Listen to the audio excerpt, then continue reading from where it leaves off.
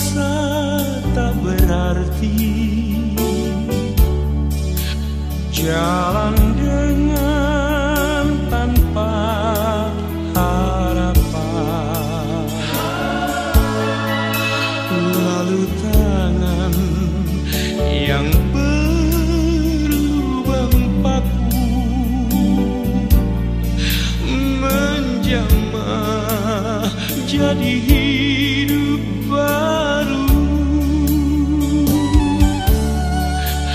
dan kayu yang kasar mengubahkan jalan hidup yang penuh kegagalan. Ku puji Dia selama-lamanya,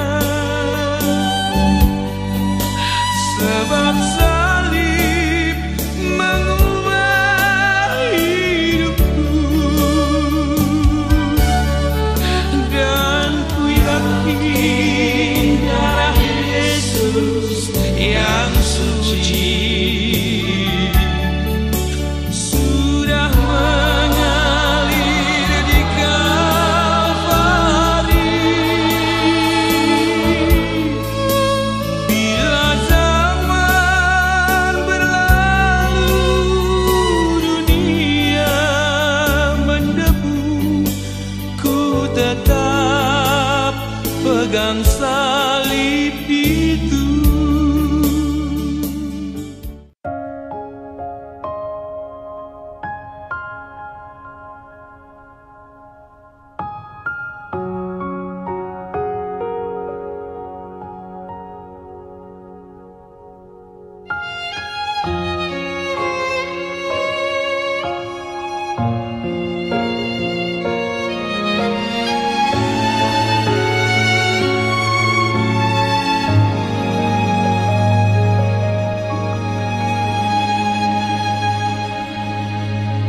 Yesus, ajarku mengerti saat ku tak melihat jalanmu.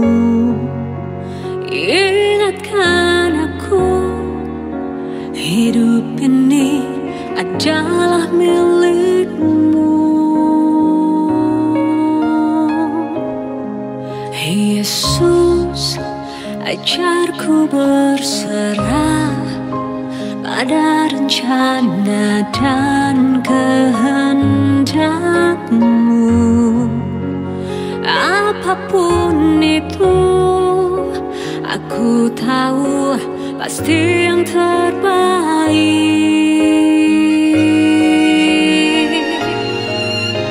Ku percaya Yesus, ku percaya Yesus, apapun yang terjadi tetap ku percaya. Walau mujizat tak datang, imanku takkan goyah. Sekali ku percaya Yesus, selamanya ku percaya.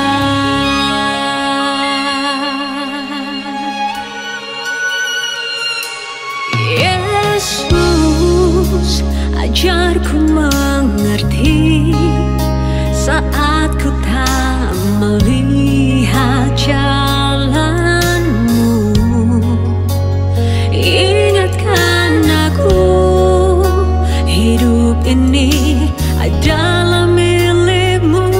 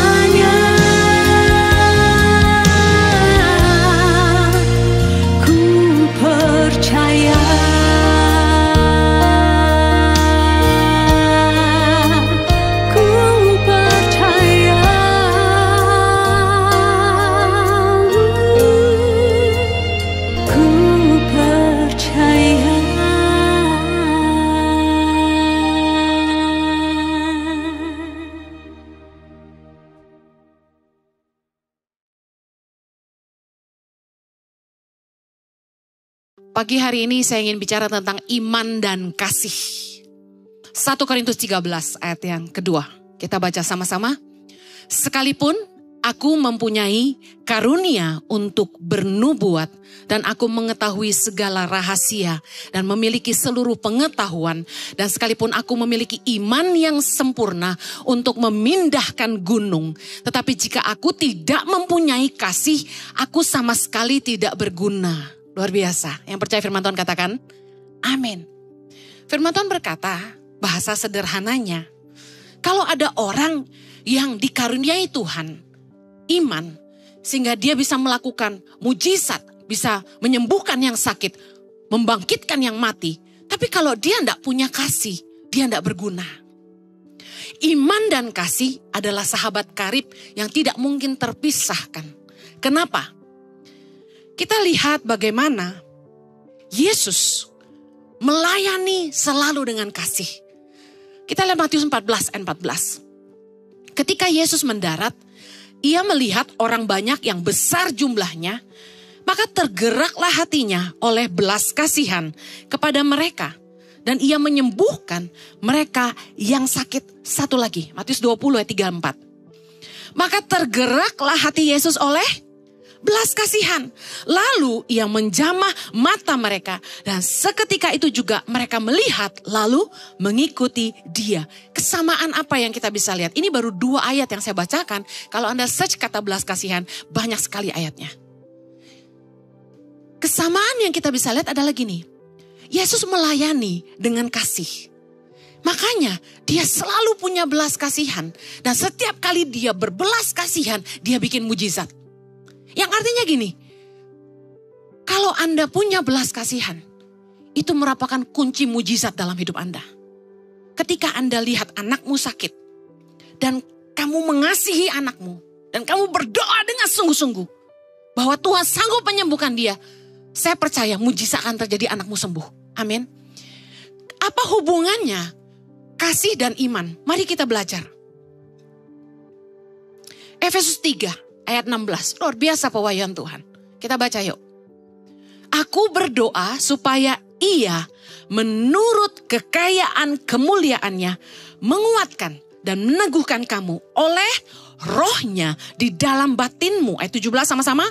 Sehingga oleh imanmu Kristus diam di dalam hatimu dan kamu berakar serta berdasar di dalam kasih. Ayat 18. Aku berdoa supaya kamu bersama-sama dengan segala orang kudus dapat memahami betapa lebarnya, panjangnya, tingginya dan dalamnya kasih Kristus, dan dapat mengenal kasih itu sekalipun ia melampaui segala pengetahuan.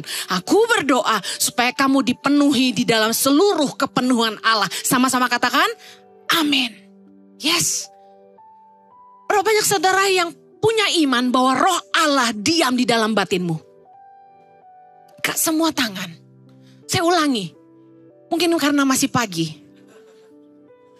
Berapa banyak saudara yang punya iman bahwa roh Allah yang hidup diam di dalam batinmu? Angkat tangan. Bukankah Allah adalah kasih? Firman Tuhan berkata dalam 1 Yohanes 4 ayat 8, barang siapa tidak mengasihi ia tidak mengenal Allah, sebab Allah adalah kasih. Katakan, Allah adalah kasih.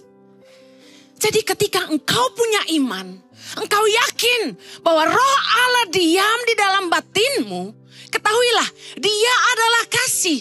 Artinya ketika kamu punya iman, roh Tuhan ada di hatiku, kamu punya kasih. Yang paham katakan amin. Sesimpel gini, Anda pengen supaya air ini ada di perutmu, yang Anda harus lakukan, Anda percaya kalau kamu minum airnya masuk. Saya gak akan praktek kayak Pak Jojo karena nanti lipstik saya hilang. Anda paham maksud saya? Anda lihat cumi-cumi, Anda percaya, aku percaya cumi-cumi ini akan ada di perutku. Apa yang Anda harus lakukan? Makan. Jadi Anda harus meyakini bahwa ketika Anda punya iman, roh Allah diam di dalam aku. Firman Tuhan berkata, tidakkah kamu tahu bahwa tubuhmu adalah bait Roh Kudus, bait Allah. Kamu percaya bahwa roh Allah tinggal di dalam kamu. Bahkan di dalam 2 Timotius 1 ayat 14 dikatakan gini, peliharalah harta yang indah yang telah dipercayakannya kepada kita oleh Roh Kudus yang diam di dalam kita. Katakan, Roh Kudus diam di dalam saya. Allah adalah kasih, dan ketika Roh-Nya tinggal di dalam kita, kita punya kasih. Katakan amin. Ingat waktu Yesus ketemu sama perempuan Samaria, Yesus bilang apa? Aku akan memberi kamu minum dan kamu gak akan haus lagi. Why? Karena ketika kita punya Roh Allah di dalam hati kita, bukankah kita merasa kita utuh? Hati kita gak hampa lagi? Hati kita gak kosong lagi? Dulu waktu saya masih belum kenal Tuhan, saya pacaran ganti-ganti. Kenapa tau gak? Kurang tati tayang. Saya kalau gak punya pacar tuh, saya ngerasa kesepian. Berapa banyak di sini yang suka merasa kesepian?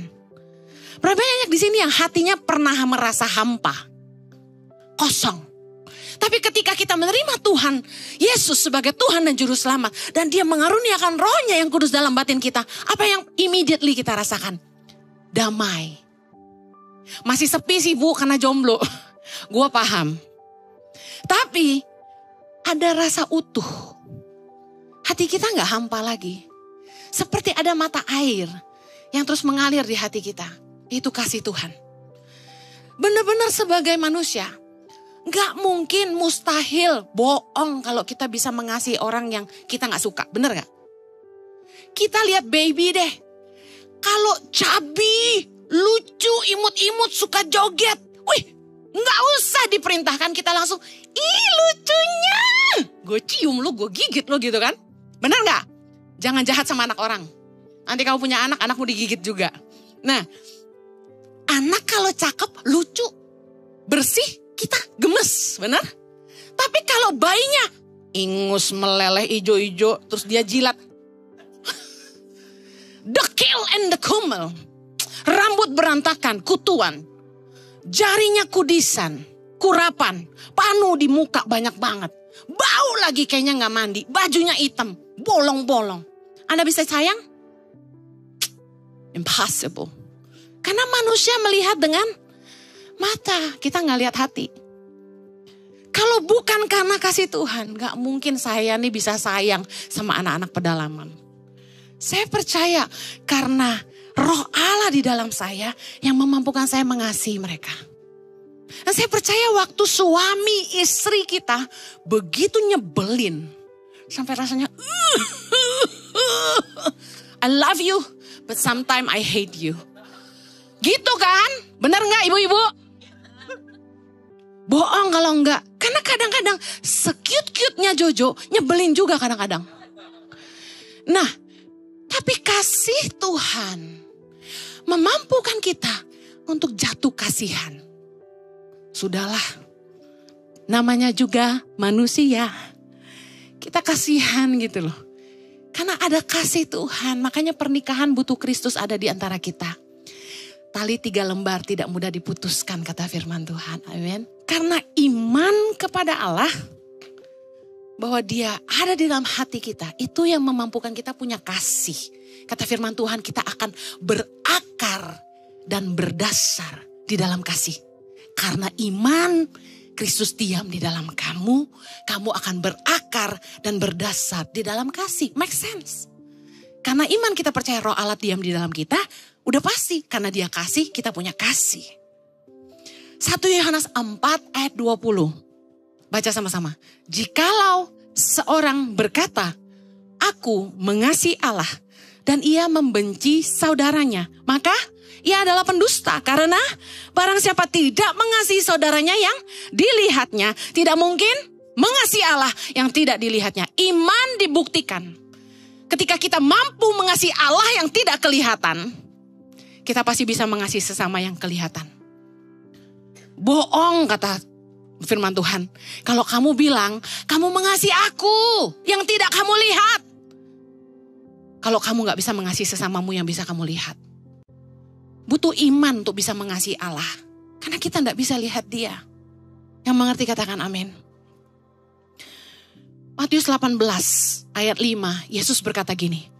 Dan barang siapa menyambut seorang anak seperti ini di dalam namaku, ia menyambut aku. Ayat ini pernah jadi rema dalam hidup saya. Waktu saya ke NTT, ke pedalaman, seperti yang saya ceritakan tadi. Anak-anak di pedalaman, I don't know why. Ingusnya meler semua. Jadi saya selalu ngantongin tisu, karena saya harus bersihin hidung mereka. Karena kalau saya nggak bersihin, waktu mereka peluk saya, ingusnya nempel di rambut saya. Dan mereka kutuan. Nah saya selalu berdoa, Tuhan tolong jangan kutunya lompat ke kepala saya, karena kutu lompat katanya. Tiap kali saya ke pedalaman, anak-anak tuh gak mandi. Jujur saya sedih ya. Kenapa ya daerah-daerah Kristen itu yang notabene gereja banyak, itu anak-anak dekil-dekil loh.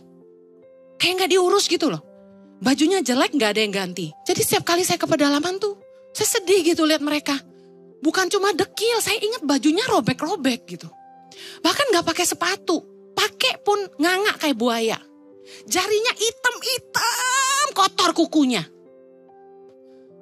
Mukanya belepotan, cemong-cemong, hidungnya tuh ingus naik turun. Aduh gue gemes banget deh, gue mandiin juga loh gitu kan.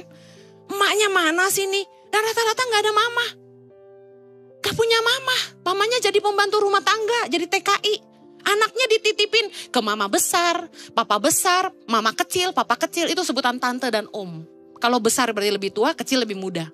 Dititip ke neneknya, ke kakeknya, yang kerjaannya pukulin dia. Kasihan gak diurus. Saya pernah di pedalaman NTT ya. Saya diceritain sama pendeta lokal. Ada anak yang dititipin sama papa besar. Nah papa besarnya itu istrinya kan ya gak ada hubungan darah. Anak ini lapar. Tahu gak? Mama saya lapar. Dia kasih apa tau gak? Sutil panas masukin mulut. Saya kasihan banget. Suruh jejekin, suruh makan tanah. Kadang-kadang orang tuh bisa kejem banget karena gak punya kasih dalam hatinya. Firman Tuhan berkata, kalau kamu menyambut seorang anak seperti ini dalam namaku, kamu menyambut aku. Ayat ini jadi rema buat saya. Makanya waktu saya ke pedalaman, saya tuh peluk mereka sambil nangis karena saya membayangkan saya sedang peluk Yesus. Karena firman Tuhan berkata, barang siapa menyambut seorang anak demi namaku, seperti ini dalam namaku, ia menyambut aku. Anda ingin menyambut Kristus? Sambutlah anak-anak yang membutuhkan kasih sayangmu. Makanya guru-guru sekolah minggu harus punya hati buat anak-anak. Fokusnya gini, dia melayani anak ini, dia sedang melayani Kristus. Amen. Tiap kali saya peluk anak-anak itu, saya selalu bilang, aku lagi peluk Yesus. Aku lagi peluk Yesus nih. Makanya saya gak pusing tuh, hidungnya meler, bau, kudisan, kurap. Dijamin saya bersih, gak ada kurap. Tuhan melindungi saya karena kasihnya luar biasa.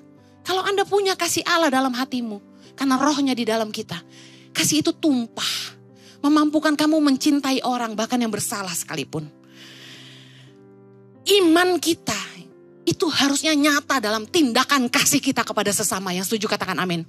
Kita lihat Yakobus 2. Judul perikopnya, iman tanpa perbuatan pada hakikatnya adalah mati. Ayat 15. Jika seorang saudara atau saudari tidak mempunyai pakaian dan kekurangan makanan sehari-hari, dan seorang dari antara kamu berkata, selamat jalan, kenakanlah kain panas dan makanlah sampai kenyang. Tetapi ia tidak memberikan kepadanya apa yang perlu bagi tubuhnya, apakah gunanya itu? Ayat 17, demikian juga halnya dengan iman. Jika iman itu tidak disertai perbuatan, maka iman itu pada hakikatnya mati. Ayat 18 baca sama-sama. Tapi mungkin ada orang berkata, padamu ada iman dan padaku ada perbuatan. Dipisahkan tuh. Aku akan menjawab dia, tunjukkan kepadaku imanmu tanpa perbuatan. Aku akan menunjukkan kepadamu imanku dari perbuatan-perbuatanku. Imanmu kepada Tuhan akan kelihatan dari perbuatanmu. Kalau orang bilang, aku orang beriman, tapi selalu hidup dalam kekhawatiran, dia tidak punya iman. Kalau dia selalu bilang, aku orang beriman, tapi tidak punya kasih sama orang, dia tidak punya iman. Bagaimana mungkin kita hidup dengan begitu banyak peraturan? Oh kalau orang Kristen itu saya lihat nolong orang tuh banyak mikir. Kadang-kadang telat mikir. Jadinya mikir-mikir. Dan akhirnya nggak bikin apa-apa. Saya ingat pertama kali saya bikin yayasan. Ada keluarga yang nanya gini. Lu nolong dia emang lu yakin dia gak jahat sama lu? Lu nolong ini lu lihat pikir ada gunanya? Lu cek gak tuh orang bener gak bener? Pokoknya banyak tanya deh. Orang Kristen tuh terlalu banyak mikir. Kayak kadang-kadang gak boleh terlalu pintar sih. Kita harus perlu hati nurani. Kalau saya lihat orang susah. Saya sekarang kan sudah pengalaman ya. 17 tahun dibohongin orang ya kan. Ya kan udah kenyang. Dimanfaatkan orang, ditipu orang, udah kenyang. Jadi sampai udah biasanya saya tuh duduk sama orang, dia tulus gak tulus saya bisa rasa. Dia ngomong aja, saya diem perhatikan gitu, saya udah tahu dia bohong. Pokoknya tuh Tuhan kasih karunia saya discernment spirit. Begitu saya ngomong sama orang, saya langsung tahu dia tulus gak tulus, dia bohong gak bohong. Saking udah biasa Tuhan melatih roh saya untuk peka. Orang ini jujur gak? Saya tatap matanya, dengar dia bicara, saya langsung tahu. Gak bener kamu ini. Gak pernah ada leader di tangan pengharapan di seluruh Indonesia dunia. Amin. Yang nipu saya yang tidak ketahuan. Tuhan baik. Makanya saya harus turun sendiri ke lapangan. Tiap kali saya keliling Indonesia dan saya duduk bersama leader-leader tangan pengharapan. Saya tidak hanya mementor mereka, tapi saya bicara satu-satu. Saya pengen tahu hatinya. Saya pengen tahu perjuangan hidupnya, susahnya apa, kebutuhannya apa. Nah, kebanyakan leader gak memperhatikan kebutuhan karyawannya. Sebenarnya kalau orang sampai mencuri, berbohong, kita harus lihat apakah kita gak nolong dia dalam kesusahannya gitu loh. Orang mencuri karena dia kurang, orang mencuri karena dia lapar. Nah, jangan cepat menghakimi. Kita harus selidiki dulu, harus bangun hubungan dulu. Jadi kalau sampai ada karyawan yang ketahuan tidak jujur, biasanya kita langsung pecat gitu ya. Enggak, ajak ngomong dulu kenapa kamu. Berapa kali saya punya staf yang kedapatan tidak jujur gitu ya. Bukan dipecat, saya bantu, tapi dia harus bertanggung jawab atas kesalahannya. Dan beberapa orang berubah, beberapa tidak berubah. Akhirnya keluar dari yayasan. Kembali lagi gini, tanggung jawab kita tuh masing-masing sama Tuhan. Amen. Tapi bagian kita gini, kalau kita punya iman kepada Tuhan, kita yakin Tuhan ada dan dia melihat semuanya. Udah jangan khawatir, tabur kasih aja. Tuhan pasti bela kita selama kita berbuat kebaikan. Amin. Kenapa Tuhan gak izinin saya ditipu orang? Karena Tuhan tahu saya tulus nolong mereka. Saya pernah disantet di pedalaman 2 kali. Saya gak mati tuh. Karena firman Tuhan berkata, kutuk tanpa alasan gak akan kena. Orang saya datang dengan niat tulus mau bantu orang. Kalau Anda gak mau kena santet, hatimu harus tulus dan kamu harus penuh sukacita. Roh Allah di dalam kamu, sukacita menangkal kutuk. Amen. Iman harusnya nyata dalam tindakan. Kita gak bisa bilang, oh kamu miskin, saya doakan supaya kamu kaya. Gak bisa. Kamu harus lihat apakah kita bisa kasih dia pekerjaan. Kita coba bantu dulu. Tapi banyak orang yang kita bantu hidupnya gak berubah. Itu keputusan dia. Amin. Tapi sebagai orang beriman kita gak bisa ngomong doang. Banyak orang yang datang ke sini dan minta pekerjaan. Dan saya tuh sampai cari company outsource. Yang bisa melatih, menerima orang yang pengangguran. Dilatih dan dikasih kerja. Kami udah dapat ya. Makanya nanti kami sedang meeting terus. Supaya jemaat ICI sampai ada yang nganggur. Bisa langsung daftar ke perusahaan itu. Nanti bisa kontak ke call center gereja bagi yang butuh pekerjaan. Saya ingin tutup dengan 2 contoh sehari-hari. Bagaimana iman kita itu bukan sekedar perkataan tapi nyata dalam perbuatan kita. Dalam kasih kita. Yang pertama, orang yang hidup dalam iman itu hidup dalam kemurahan. Dia punya kemurahan hati. Matius 5 ayat 7, Yesus berkata gini. Berbahagialah orang yang murah hatinya, karena mereka akan beroleh kemurahan. Matius 5 ayat 7. Berapa banyak saudara yang percaya kalau Anda murah hati, Anda juga akan beroleh kemurahan dari Tuhan. Itu iman. Dari siapa Anda beroleh kemurahan? Bisa paham? Kenapa kita murah hati? Karena firman Tuhan berkata, berbahagialah orang yang murah hatinya karena mereka akan beroleh kemurahan. Beroleh kemurahan dari siapa? Beroleh kemurahan dari Tuhan. Itu butuh iman. Orang yang beriman percaya dia akan beroleh kemurahan dari Allah. Orang yang murah hati itu definisinya 2. Yang pertama, suka berbagi. Katakan suka berbagi. Tahukah Anda bahwa tindakan kasih itu butuh iman? Saya kasih contoh. Kadang waktu kita tuh mau menolong orang, kita sendiri juga kurang. Kadang ketika kita memberi, bukan karena kita punya lebih, tapi karena kita percaya. Ketika kita memberi, kita juga akan diberi. Kita nabur bukan kata kita berlimpah, tapi karena kita punya cinta. Lukas 6 ayat 38, Yesus berkata, berilah dan kamu akan diberi. Suatu takaran yang baik, yang dipadatkan, yang digoncang, dan yang tumpah keluar akan dicurahkan ke dalam ribaanmu. Sebab ukuran yang kamu pakai untuk mengukur akan diukurkan kepadamu. Saudara harus mengerti bahwa ketika kita memberi, itu bukan urusan Anda kaya, melimpah, enggak. Itu dibutuhkan keluasan hati. Mungkin rumah Anda kecil, tapi hati Anda luas.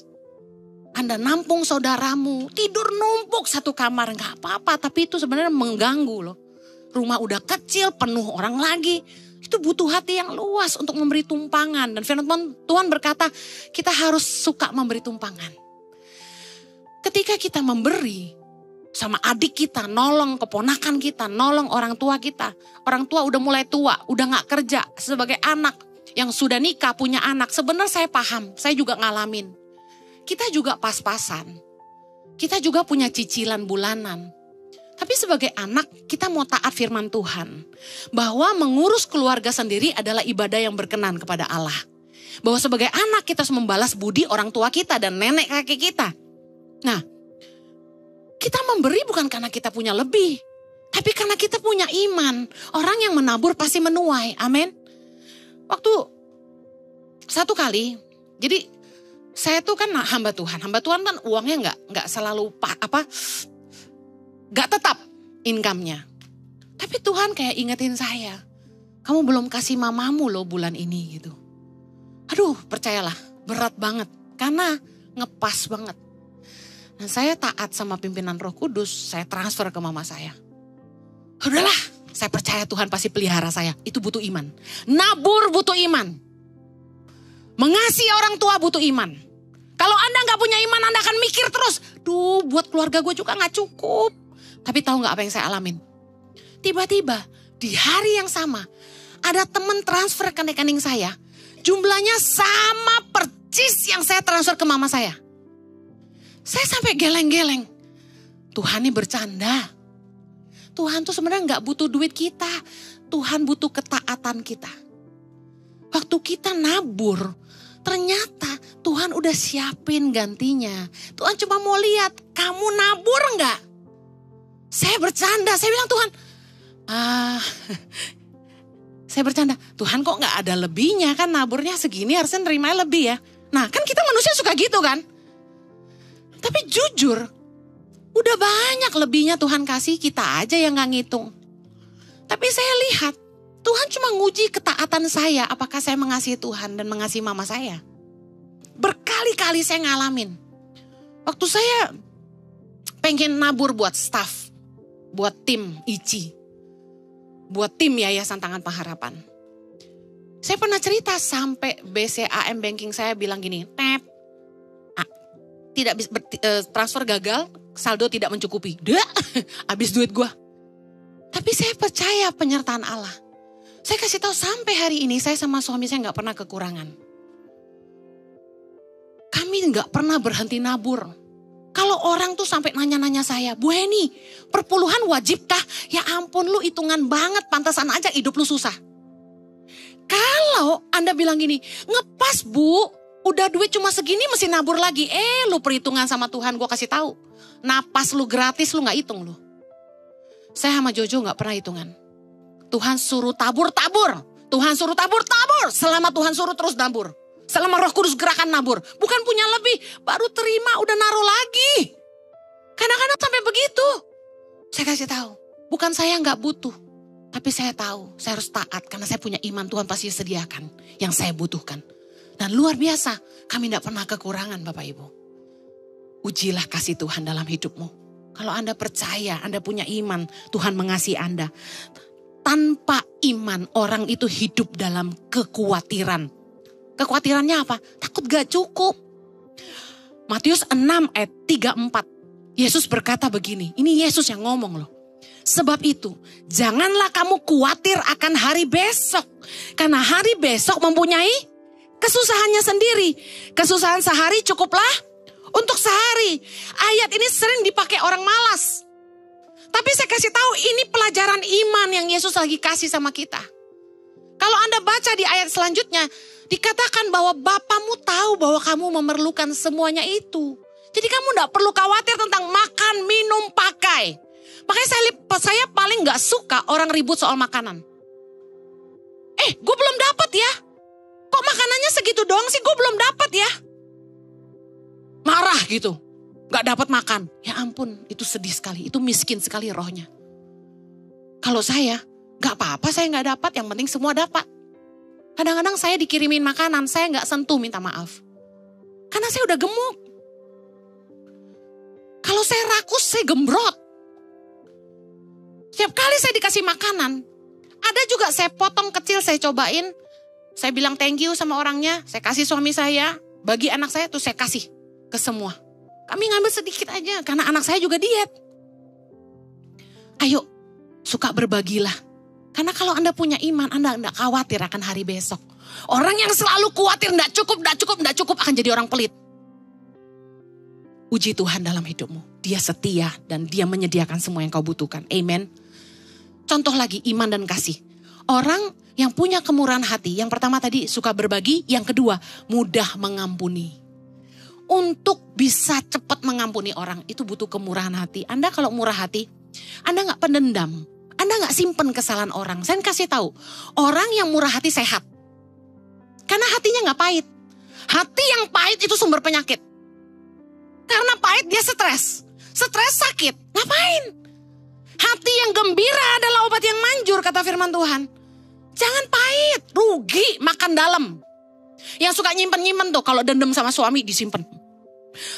Dendam sama temen, dendam sama keluarga disimpen. Saya kasih tahu, buang. Duit lu simpen, benci lu jangan. Buang. Amen. Orang tanya saya, Bu Heni dendam gak sama papa mama Bu Heni? Enggak tuh. Hati gue free banget. Enteng banget. Saya nih, orang salah sama saya tuh banyak. Saya juga salah banyak sama orang. Saya percaya. Tuhan itu mau kita murah hati. Dia aja mengampuni kita, emang kita gak sebanyak salah. Kalau Tuhan aja mengampuni, masa kita gak ngampuni? Amin. Kalau Anda murah hati, Anda juga akan beroleh kemurahan. Saya mau diampuni, makanya saya selalu mengampuni.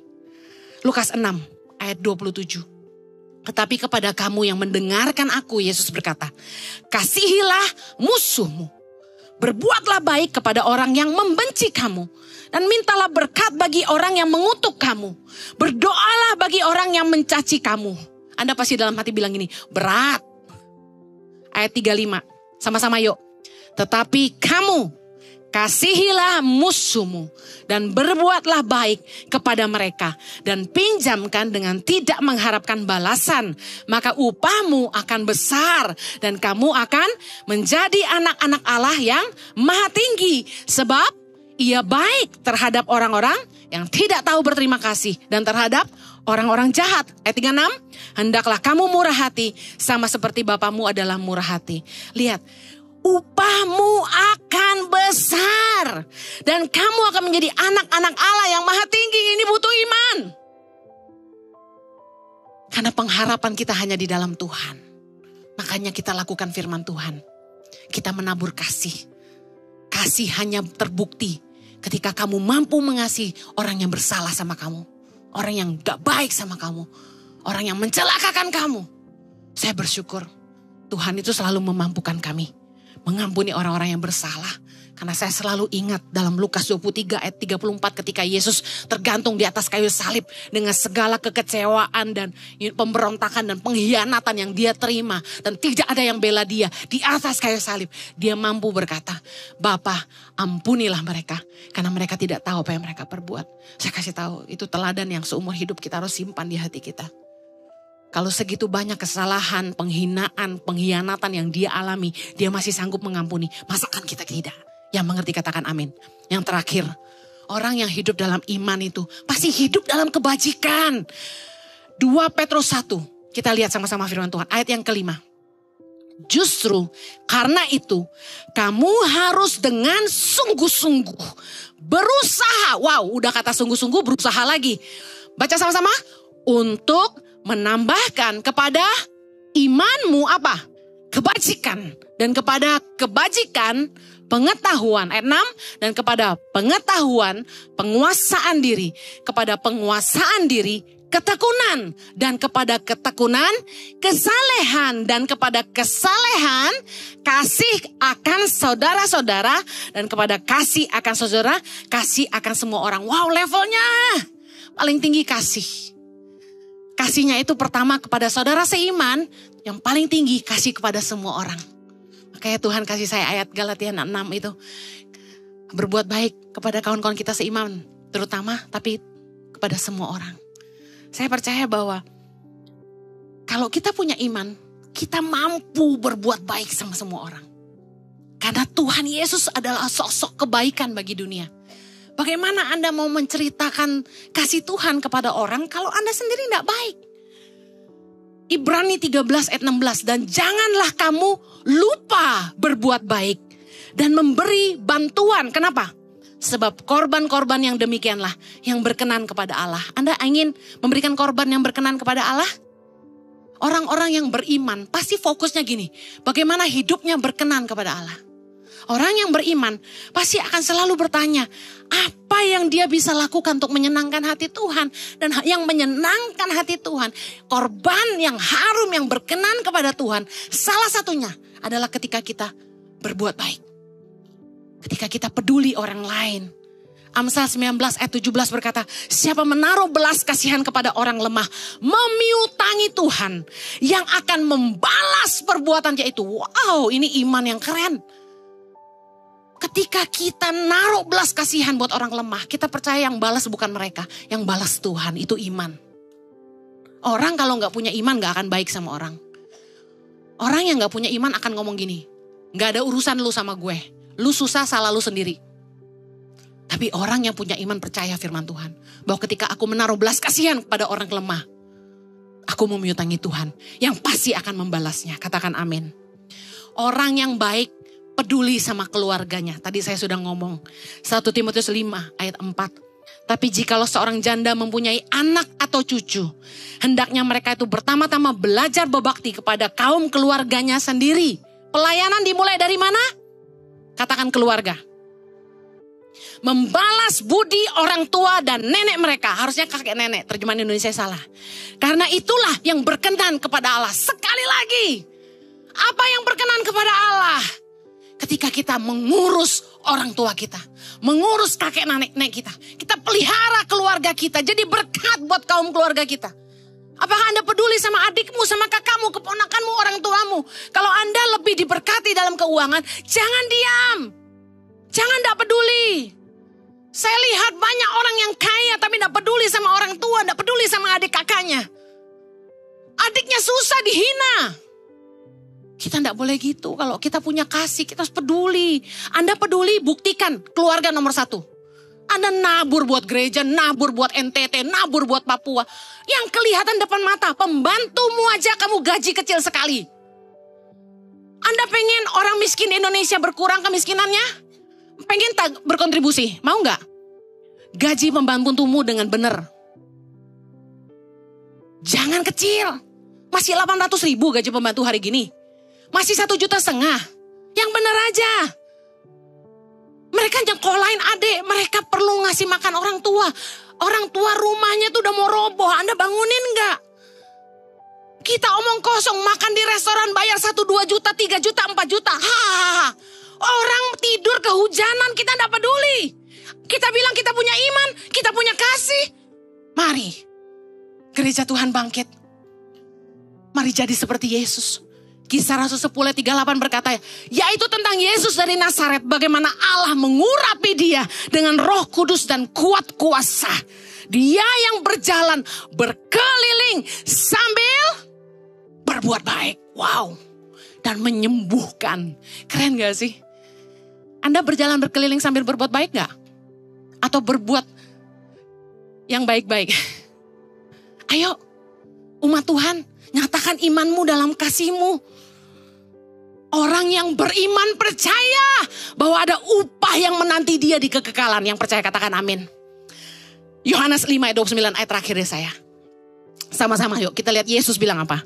Dan mereka yang telah berbuat baik akan keluar dan bangkit untuk hidup yang kekal. Tetapi mereka yang telah berbuat jahat akan bangkit untuk dihukum. Anda punya iman enggak?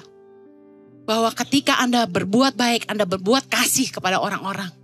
Imanmu satu, upah menantimu di kekekalan. Makanya orang suka bilang sama saya, Bu Heni, rumah Bu Heni gede di sorga. Saya katakan amin. Saya bangun rumah gak sanggup pakai marmer, kemahalan. Tapi saya percaya, di sorga nanti rumah saya dari berlian. Mari tabur kebaikan. Jangan tahan-tahan kasih Tuhan. Kalau engkau punya iman, roh Allah diam di dalam kamu. Allah adalah kasih dan izinkan kasih itu mengalir dalam hidupmu. Tunjukkan kemurahan dan lakukan kebaikan. Yang mau katakan amin. Kita berdoa. Kasih karunia-Mu memampukan kami untuk terus hidup jadi saksi. Untuk terus mengasihi. Terus belajar memberi. Biarlah kami murah hati seperti Bapa di sorga murah hati. Tuhan berkati umat-Mu dalam apa saja yang mereka kerjakan. Biar minyak itu meluap, melimpah-limpah. Apapun yang mereka sentuh, Tuhan buat berhasil. Kasih-Mu dalam hati mereka mengalir seperti sungai yang gak pernah berhenti mengalir. Berdoa supaya mereka dimampukan mengasihi sesama, peduli sama mereka. Jadi berkat mulai dari keluarga sampai keluar rumah. Berkati dan pakai hidup mereka Tuhan. Nama-Mu dipermuliakan di dalam nama Yesus yang siap melakukan firman. Sama-sama kita katakan amen. Have a blessed Sunday. We love you. Dia yang terbaik buat setiap kita, amin. Sekali lagi tepuk tangan buat Yesus. Haleluya.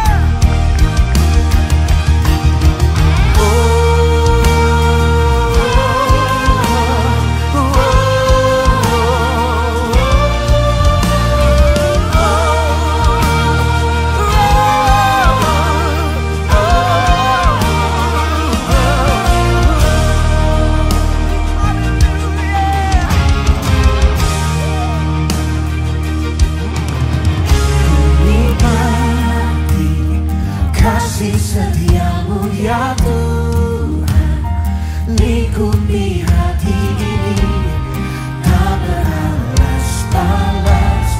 Kasih-Mu lengkapi jiwaku bernyanyi senang. Yesus penebus yang terang, tuntun di setiap langkahku. Yesus Engkaulah yang terbaik bagiku.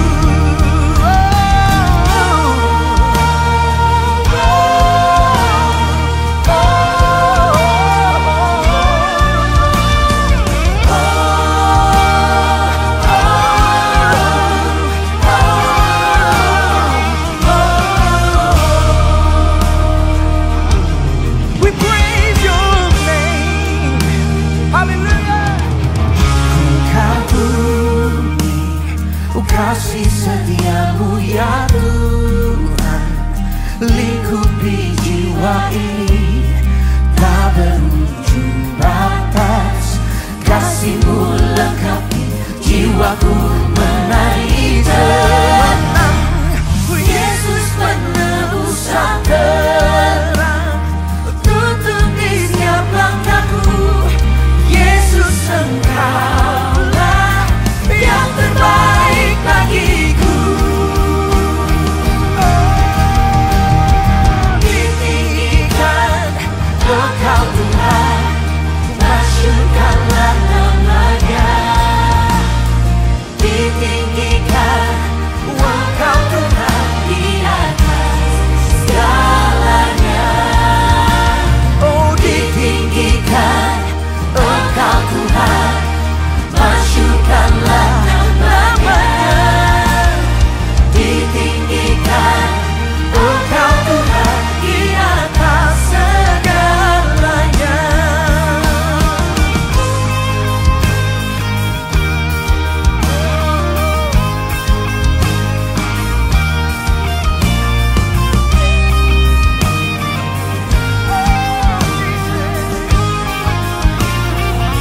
Sama-sama katakan kau dianugerahkan.